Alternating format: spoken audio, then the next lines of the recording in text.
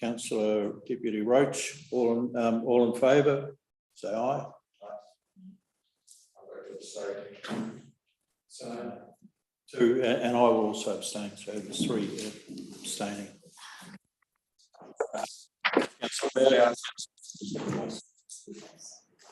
That is the apology is accepted. Thank you. Sorry. Well, twice. Yeah. What's that? We're hearing you twice. Yeah. It's a hurry. You're over there. Okay. All right. We're good to go. Okay. Next item is members' interest. Do any members have an interest to declare? None whatsoever. Someone please move that it be noted that there are no members' interests. Councillor Nah, Councillor Howard, all in favour? Carried unanimously. Thank you. Right. I better find my, sorry. I'll open my agenda here. This musical chairs thing's thrown me off balance a wee bit here this afternoon, councillors. So here we go. Right. So our next agenda item obviously is previous minutes, which I assume you've all read. Anybody got any matters to raise and via corrections before we pass it as a true and court record? Just for slight correction. Now in this one, there's on page 9, I'm referred to as DFNS roach. I'm not sure what the F means, and I don't really even want to know. But could that be changed to DM roach? And also just above that, there's I did talk about getting a list of policies and so on, and when they were due, and then rather than creating an action point, we were going to get it circulated. I'm not sure. I'm pretty sure I haven't seen that list circulated. So if we could get that action, that would be great. Thank you. Thanks, Deputy Roach. You may in fact be correct. I think I've seen it, but I might be the only one. Maybe our regulatory manager, Mr. Judd, make a comment. It's been forwarded. I would have thought circulated. I'll just have to check that. Yeah. Okay. Thanks. If you can do that for us, that would be much appreciated. So expect to see something within the next day. So you got that correction? On that basis, will someone please move the minutes be? Mayor Klein, Deputy Mayor Roach, all in favour, aye? Aye. Contrary, carried. Thank you. Okay, now then. I am going to take it that you've all had time to read these papers, so we'll move to agenda item 4, which is in regard to the proposed approach to significant natural areas in the Tito Poutini plan. And I'm going to, before we get into an open discussion, I'm just going to ask if Rachel will speak to this and give a bit of a background as to why it's here in front of you today. Thank you, Mr. Chair. This paper has been brought in front of you today after a conversation at the Tito Poutini Committee meeting at the end of April, which Mayor Klein and Deputy Mayor Roach and I attended, where a paper from staff recommended a different approach to significant natural areas in the TTPP than what was put forward in the exposure draft, which was itself similar to the status quo approach in the Buller District Plan. I'd just like to welcome Lois and thank her for her attendance here today. So you've met Lois before, is working on the TTPP. She's here to answer any technical questions as we go through this discussion, seeking councillors' direction on the preferred approach you would like the Mayor and Deputy Mayor as our representatives on that committee to take back to the committee in response to that discussion. The paper on your agenda today has the paper I'm referring to from the TTPP committee in April for your background, as well as an earlier paper which talks through that proposed approach. So unless councillors want me to, I won't propose to speak through all of the background in the report today. I'll take that as read.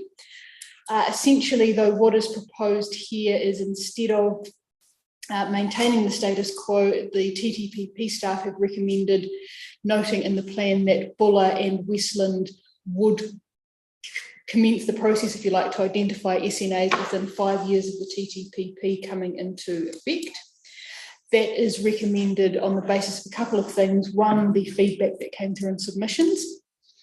Two, the legal advice around what the RMA requires to be in district plans, and that requirement to have some identification of SNAs. Also, it picks up on the proposed national policy statement on Indigenous biodiversity, which itself includes a very similar provision that SNAs be identified in district plans within 5 years of that national policy statement coming into effect. And of course, as councillors know, the challenge we have is that that national policy statement is still in draft. It still has a way to go through its process.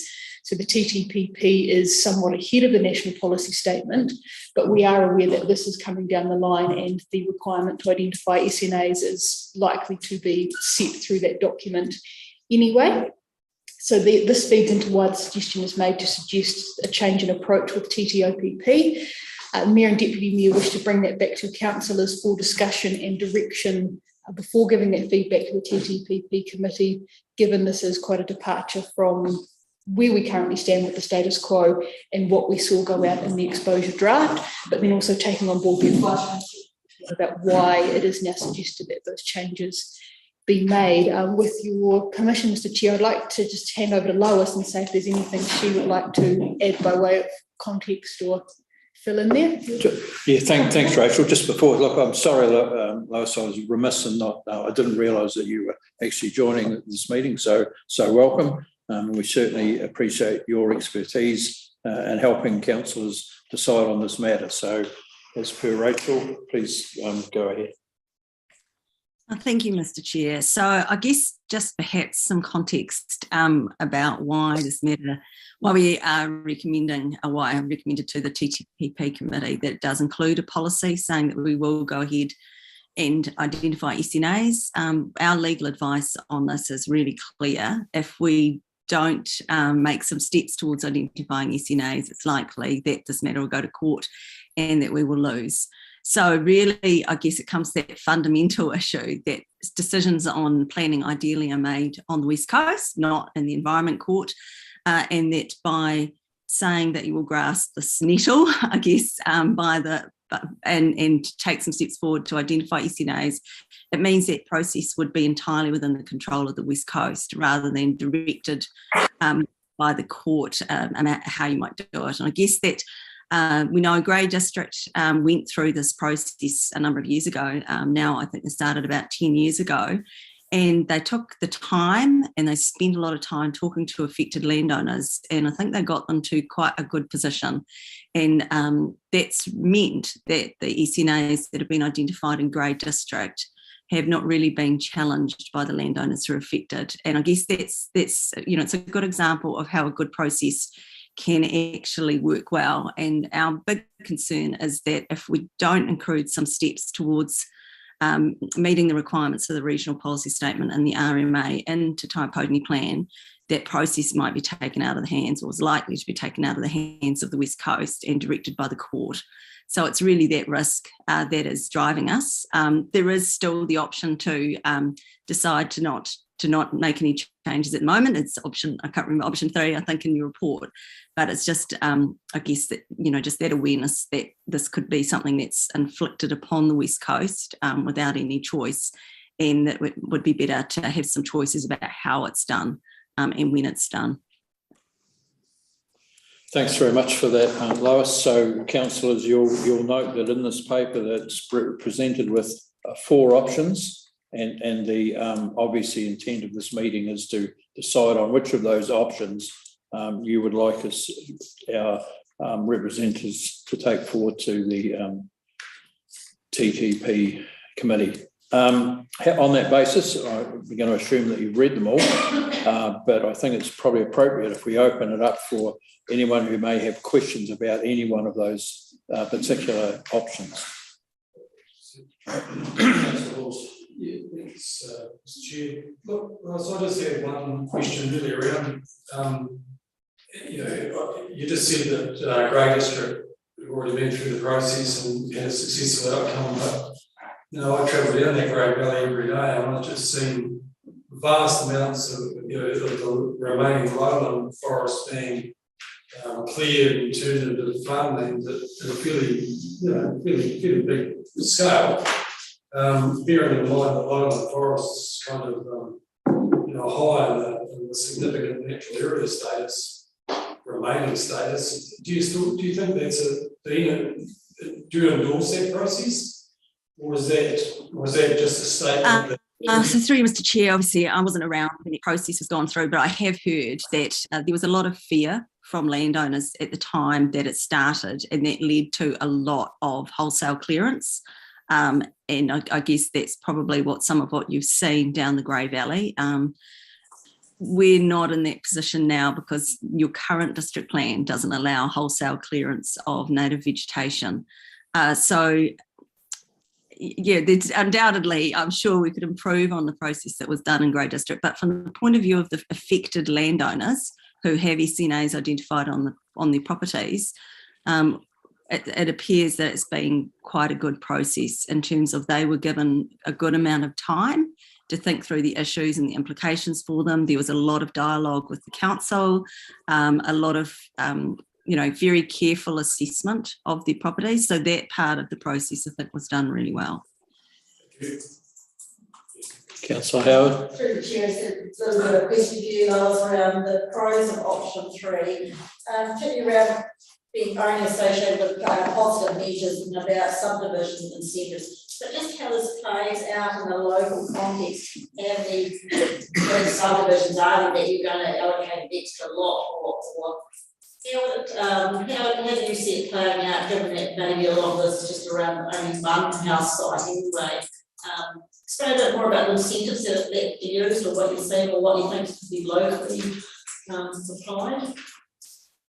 So through you, Mr. Chair, what we've done is we've essentially provided for a kind of a tiered process of allowing additional development rights, and particularly in rural areas where significant native vegetation or fauna habitat is protected, so legally protected by covenant. And that ranges from, I think, one additional lot as a controlled activity, which consent must be granted, through to kind of an open number as a discretionary activity. And that's really, I guess, recognising that if areas are protected, then there's a material benefit to the community, you could say. So there's a public good, and that allowing additional subdivision rights kind of recognises that public good, because of course the costs of protection in terms of loss of potential use of land is being borne by the landowner. So that's what we've tried to do. It's really the only mechanism we've got within the plan. If you were just doing your own district plan that just was for Buller District, then it would be relatively easy for you to also add other things, and you still could choose to have other non-regulatory measures that might support landowners who wanted to protect their land, or supporting them through the resource consent process if they need resource consents for things. But we have limited ability with the plan that applies right across the West Coast to put in place non-regulatory measures, because they have to be agreed at an individual council level. So that's why we've used subdivision as the main incentive. Thanks, Lois. Look, I have a wee question myself too. In terms of option 3, it's the final footnote is that it'll be important to ensure that there is clarity in the plan about how vegetation clearance will be treated in Buller in the meantime. So currently it's via resource consent, my understanding. And would the plan include that as a continuum in the intervening period between now and when the SNAs were identified? So through you, Mr. Chair, what I'd be proposing is that the rules as are currently drafted in the exposure draft plan would be the ones that we would leave in the plan, but this policy would signal that this SNA process would be undertaken and SNAs would be introduced through a plan change. And at that time, any changes to the rules that might be necessary would be done at the same time. So the general native vegetation clearance approach, which we call it, is what we call it, in Bulla would continue until such time as there was a plan change to introduce the SNAs. Thank you. Anybody? Yeah, Councillor Montgomery. Question, Lois, in relation to the grey area doing their SNAs, how many properties or private landowners were involved? Do you know that number? So through you, Mr. Chair, I know that more properties were assessed than had finally ended up as SNAs in the plan. So I'm not sure how many they started with, but they are there at the moment. There are 87 landowners who are affected by SNAs in the Grey District. But I think that the number they started with was probably more in the order of 200. And a second question: Did they have a certain amount of land? You know, did it have to be over 2 hectares or 5 hectares or 50 hectares or? So through you, Mr. Chair, I think they did have criteria about a minimum size that was assessed, just because a really small patch of bush they viewed as not being really viable for a long-term sustainability. So I think that I'm just off the top of my head. I'm sorry, I'm not that familiar with the process they went through, but my recollection is it was something around in the order of 5 hectares. That was a minimum size, a lot size. Minimum area of bush that they looked at. So I would well imagine that depending on what this meeting decides to adopt, that this will become part of a future discussion when the SNAs are developed in that 5-year time frame. The reason why I asked that question, Mr. Chair, was quite simply when you think of SNAs, and it is extremely emotive. And I know I was involved when we started dealing with them about 9 or 10 years ago, and it had to be a size in the end, because you can't say love that tree, you've got to keep it, all that little corner section or whatever like that. It had to be a practical approach, because otherwise it was a Kate Blanche. We've now got 90% of the whole of the Bulla district, and that's not going to bend very well, I think, with the general population. If I might add some context, and Lois will jump in if I'm going off track here. So the exposure draft of the TTOPP did include what the criteria would be for assessing SNAs. It's also that's flowing through from the regional policy statement. And if the national policy statement on Indigenous biodiversity comes into effect, we would then have to give effect to that as well. So the criteria that would be used to identify the SNAs is already sitting within the higher order planning documents and these draft documents. It's not suggested that we would use a different approach for Bulla. It is suggested that we would proactively take that approach and apply it in Bulla, as opposed to continuing with the status quo, which has been assessed on a case-by-case basis. Lois, is that broadly correct? Yes. Thank you. Further questions? Deputy Roach, Mayor Jamie, anything to add as you are our representatives on this group? Have you thank you, Mr. Chair. Not really. I think the paper speaks for itself. We're just seeking the guidance of the council. The only other question is clarity for councillors that the costs of doing the analysis of this work would sit with regional council as part of the TTPP operating framework going forward. Is that my understanding? Is that correct? It would fall on our ratepayers, but it wouldn't fall on our Bulla district ratepayers. Our rates, council's rates. Mr. Chair, my understanding, based on the way the Order in Council works for the TTPP, is that the statutory mandate, both in responsibility both to do the work and to rate for the work, sits with the West Coast Regional Council. So because this is part of the administration of and review of the TTPP, it would be covered by that Order in Council as well. But with your permission, Mr. Chair, I'll see if Lois has anything to add to that.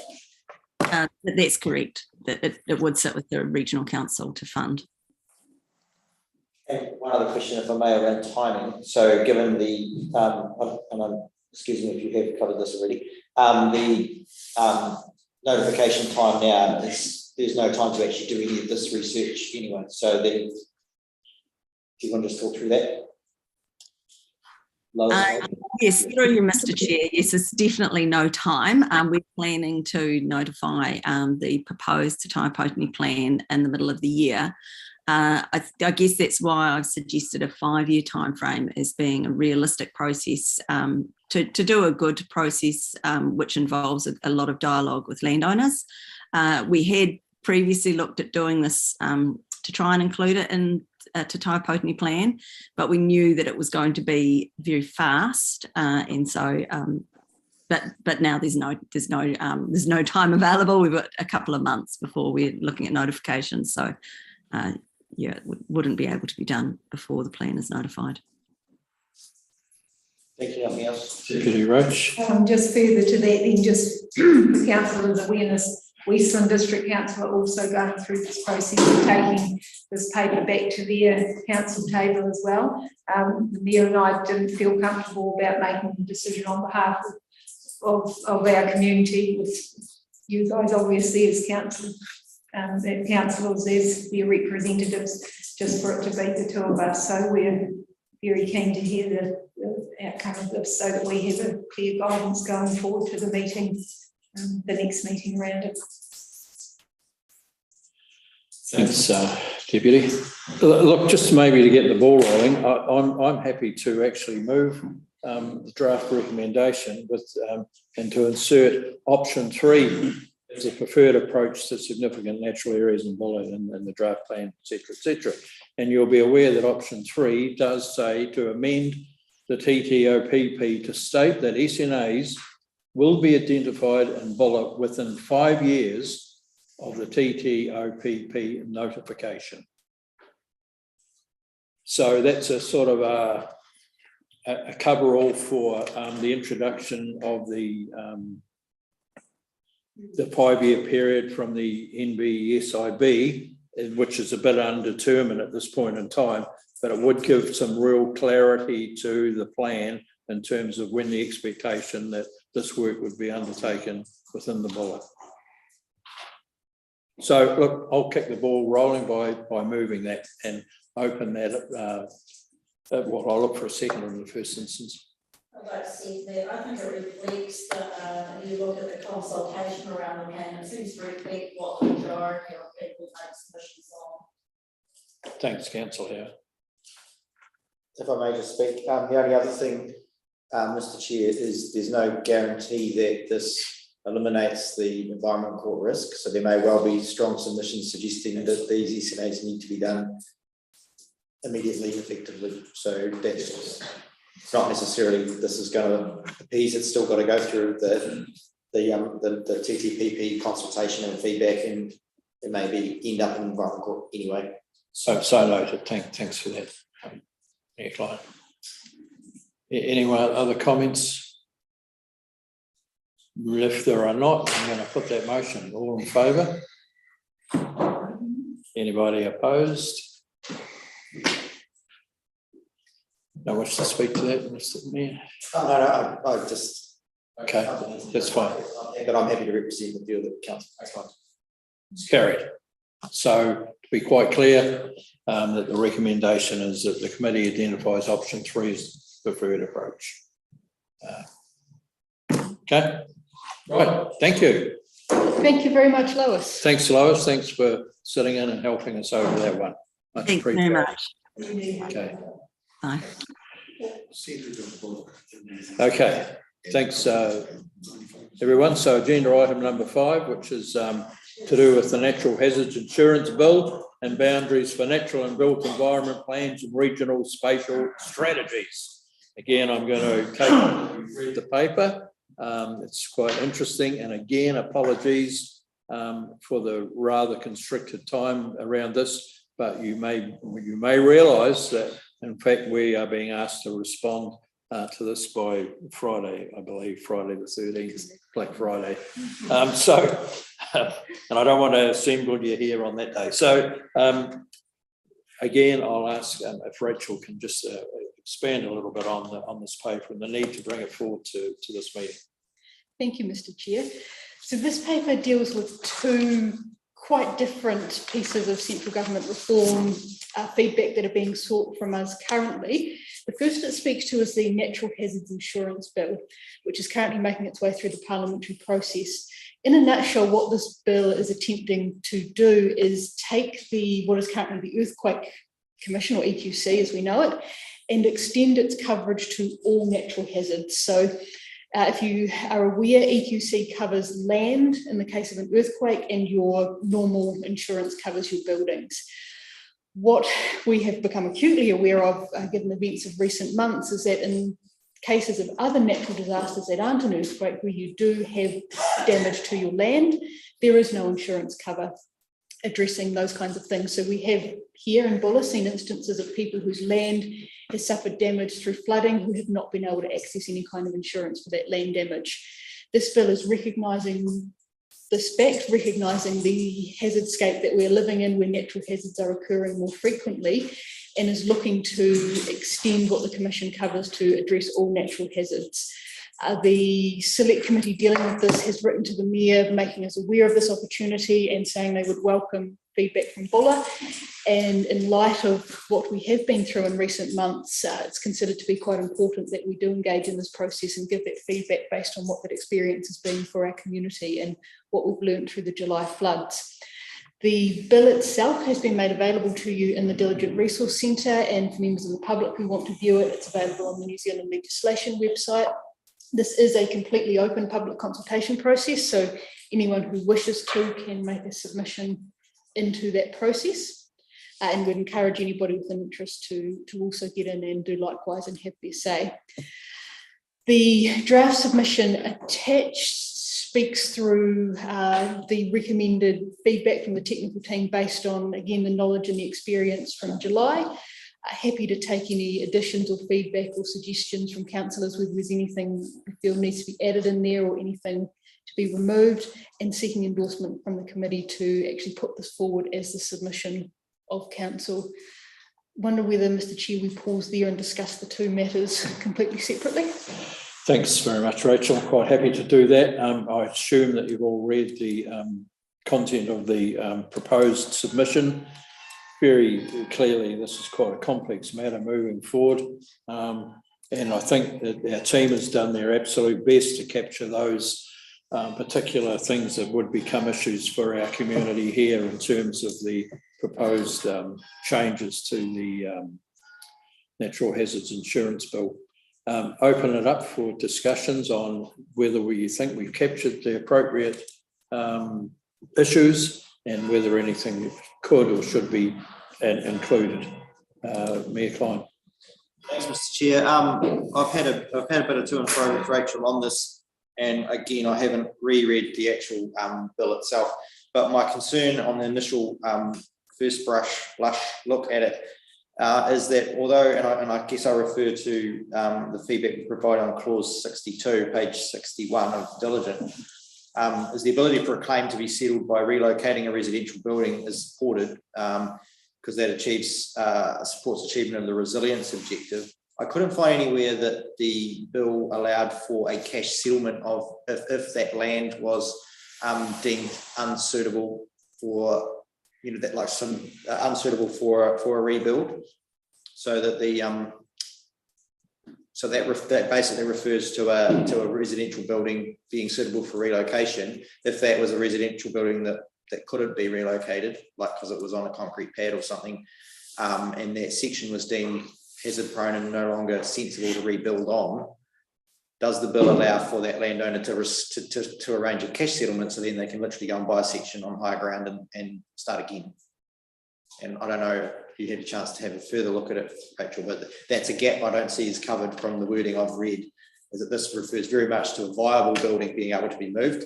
But what if that section is no longer insurable for whatever risk, and the building is unable to be relocated? Can that landowner seek an agreed cash settlement effectively to allow them to move on with their lives?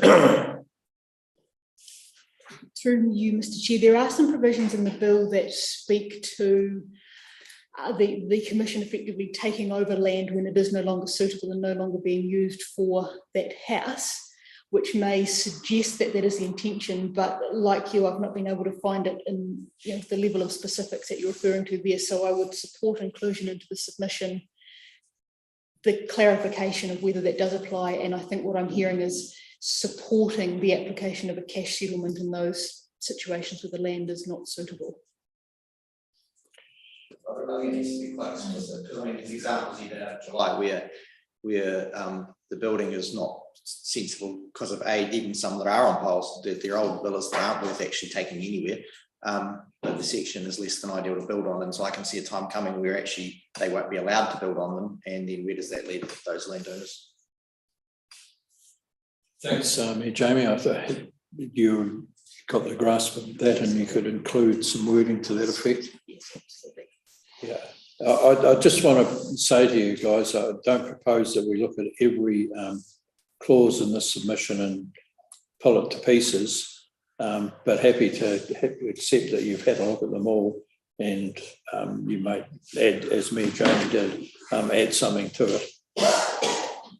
Councillor Howard. I was just going to say there's going to be some of the, what you spoke to, Jamie, coming in about the plan on managed retreats, and maybe a little bit of a crossover there between cover and one's probably a bit more advanced than the other piece of legislation though, so just again on the submission, just making sure that there's an alignment between the two different things. Thanks, Councillor Howard. Actually, just to Councillor Howard's point, I'll just quickly inform you that Councillor Howard, myself, and our contracted aid by Rossiter attended a local government workshop on the natural, National adaptation. the National Adaptation Plan yesterday, and it was really, really worthwhile, really informative. There is another one coming up on the 17th. I thoroughly recommend, if you have the opportunity, to register and have a look at it. And obviously, as Councillor Howard just alluded to, there'll be some crossover things within this natural insurance bill that will have some relativity to the future of national adaptation planning, including such things as managed retreats. So, yeah, really encourage you to have a look at that. Having made that point, thanks for that, Councillor Howard. If I may, Mr. Chair, just to clarify in terms of the conversations and how they fit together, the way the Natural Hazards Insurance Bill works is that it only kicks in when there has been an event. So it would not kick in if, for example, a zoning change or some other regulatory mechanism identified a section as no longer suitable for building, and then it would not allow that landowner to apply to this insurance fund. You actually have to have had an event to access the insurance. So over and above everything, they have to have insurance. So, sorry. So, and we also have the fundamental problem here of recent events. People don't have insurance.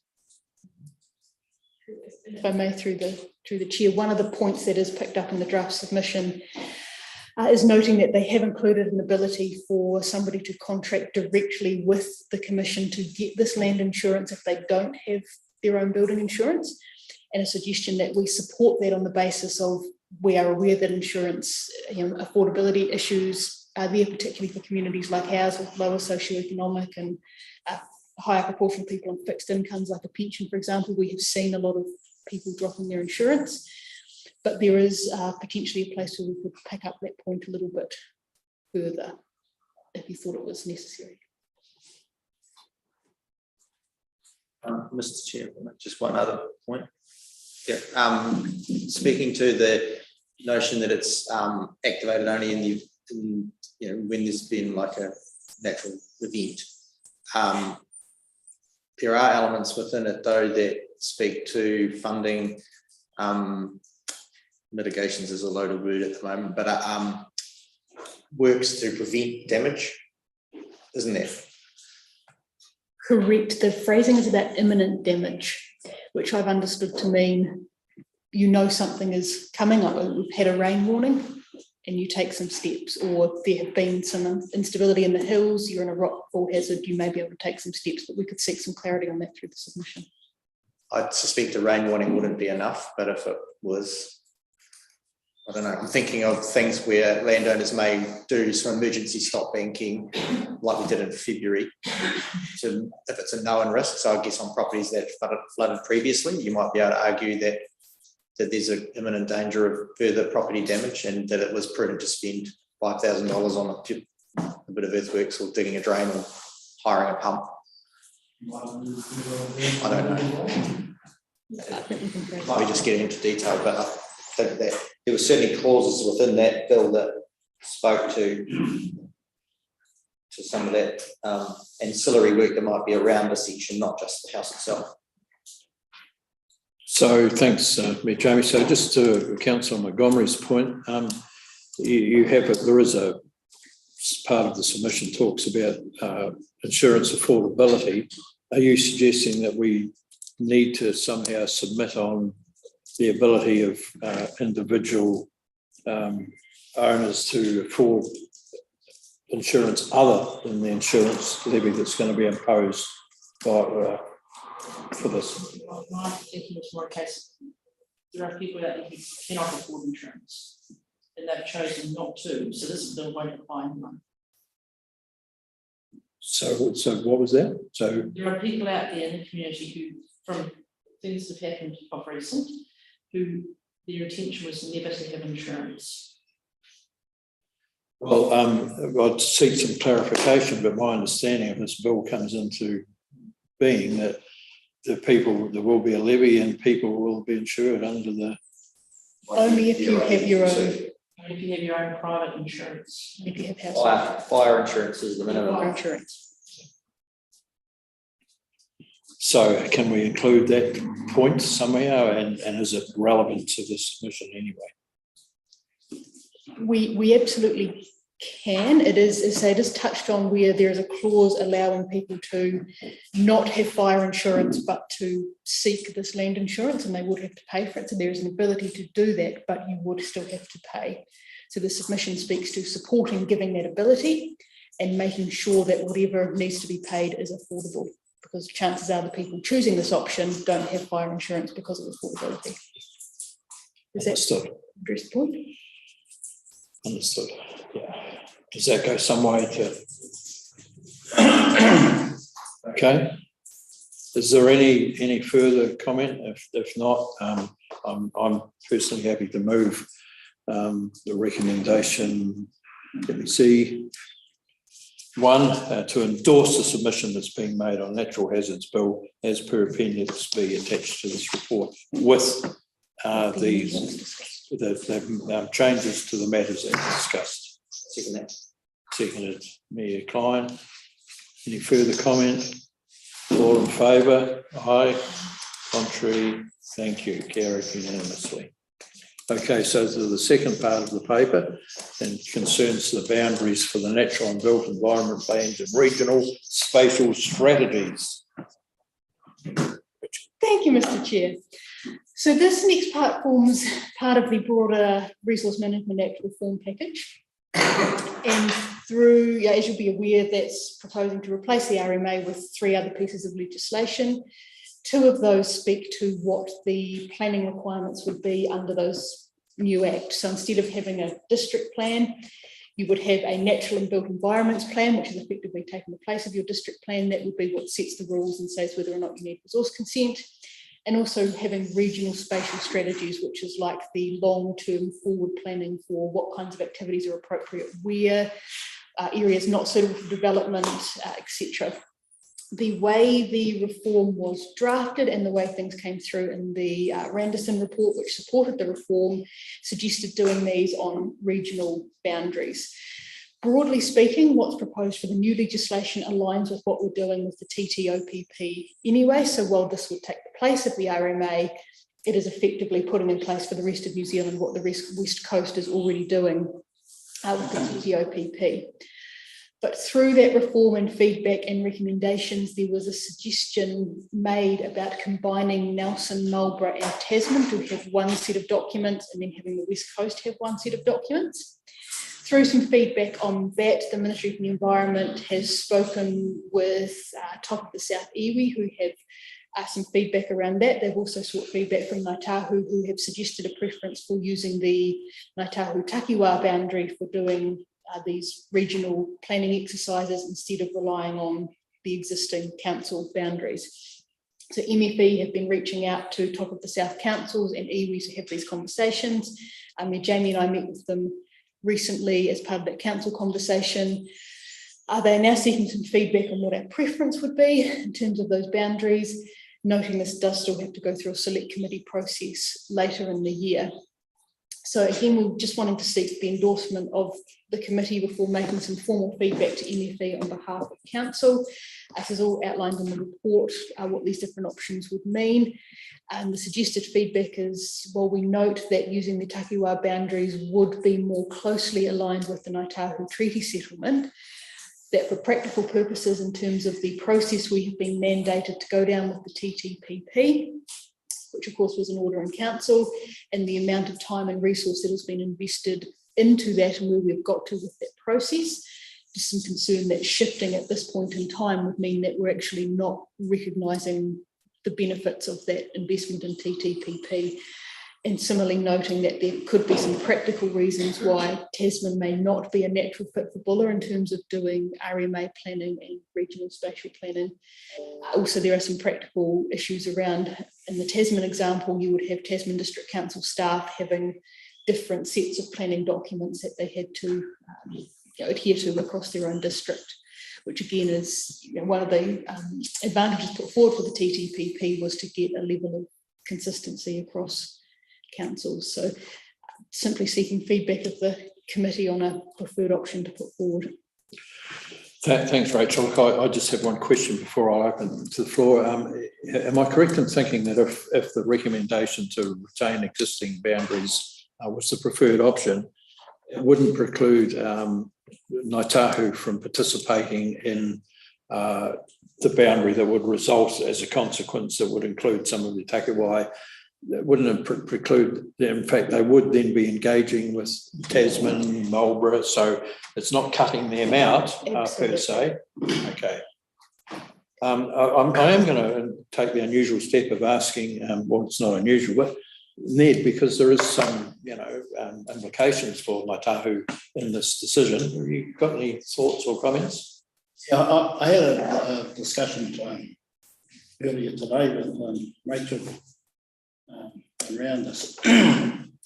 Now, what we will do, we'll support the status quo.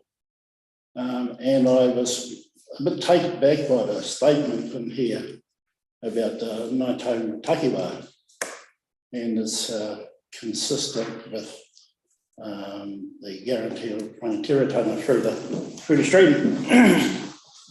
And of course, then I asked who was the author of that statement. I don't believe a word these people say.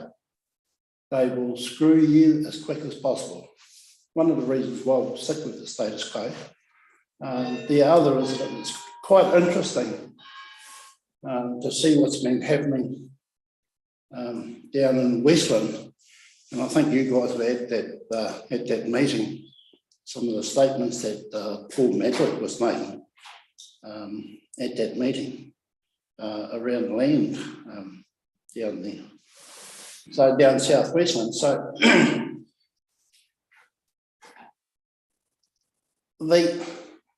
whatever decision that Ngāi Tahu will make, I doubt it whether they will go outside of the status quo. Those boundaries have been there forever and a day. And whether they're extended or shrunk, it won't really matter because we know where the boundaries are up there. Do we want other iwi interfering down here? No, we don't. And that's been blunt about. And at the moment, we're having conversations at the moment with a iwi that's very closely related to us. So, and I guess what I'm leading to, whatever decision that Ngāi Tahu makes, it will be made at the Ngāi Tahu Huia Tau, which is normally at the end of the year, and they haven't had one for 2 years now because of COVID.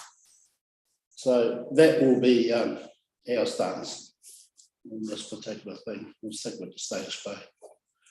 Thanks very much for that, Ned. I think that it will probably help clarify some councillors' thinking. And as Rachel quite rightly pointed out, that it gives Ngāi Tahu the opportunity to actually feed into the other area that will be established, to Tasman, Nelson, Marlborough, and you'll have some input into that if you choose. So that's really Well, you know, it's quite interesting, isn't it? Some of the antics that they will get up to every now and then. Three Waters is a classic example. We had to actually fight to get onto that committee. Oh, you know, you're talking about partnership. all right. Well, thanks for that. That's very helpful. You've heard that what the iwi's view on this. It's for that support the status quo. Are there any other questions people might want to raise here? The recommendation obviously is from staff for the status quo. Nothing further. Someone prepared to move recommendation 2 to endorse the written feedback, and you'll see that there's already a letter written there. Well done, Mayor Klein. Tomorrow, you've written it now already. God, yeah, this is like some sort of a time warp thing, but you understand what it is that you're going to be endorsing.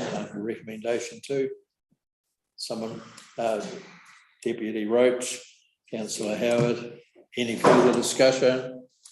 All in favour? Aye. Contrary? Carried unanimously. Thank you for that. So we have a clear way forward for both of these papers. Look, that seems to be the business of this regulatory committee meeting. I've got nothing further to add. We've obviously, you've heard that Sean will send you out an updated list of bylaws and policies due for review. And we've given the information around the workshop, local government, national adaptation. I just can't speak enough about the importance of this. This whole thing is gaining momentum so quickly. And I can tell you that Di is doing an incredible amount of work on our behalf in terms of moving the planned adaptation, Buller Zone adaptation, climate change adaptation strategy forward. You'll be hearing a lot more about that coming up. So any questions or anyone who really wants to sort of find out a little bit more about that, the door's always open. But I'd say you could really do well to take part in that particular workshop. And I can see the project manager for this piece of work desperate to say something. And Di's also pulling together our submission with regards to that, which is great, and we'd really appreciate your input. And whilst there will possibly be a regional submission, we're also very keen, because Buller is specifically mentioned and the document that is out, it's really important that we put in our own response. So would really appreciate your availability for that workshop. Thanks very much. It's already, attending the workshop's already raised a couple of issues for me that I intend to talk over with Di, and probably Councillor Howard's also expressed some learnings from it. So, if you do participate in it, you might come forward with some good thinking around that as well. Okay, nothing further. Thank you very much for your attendance this afternoon. Declare the meeting closed at 4:20. Well done. Thank you.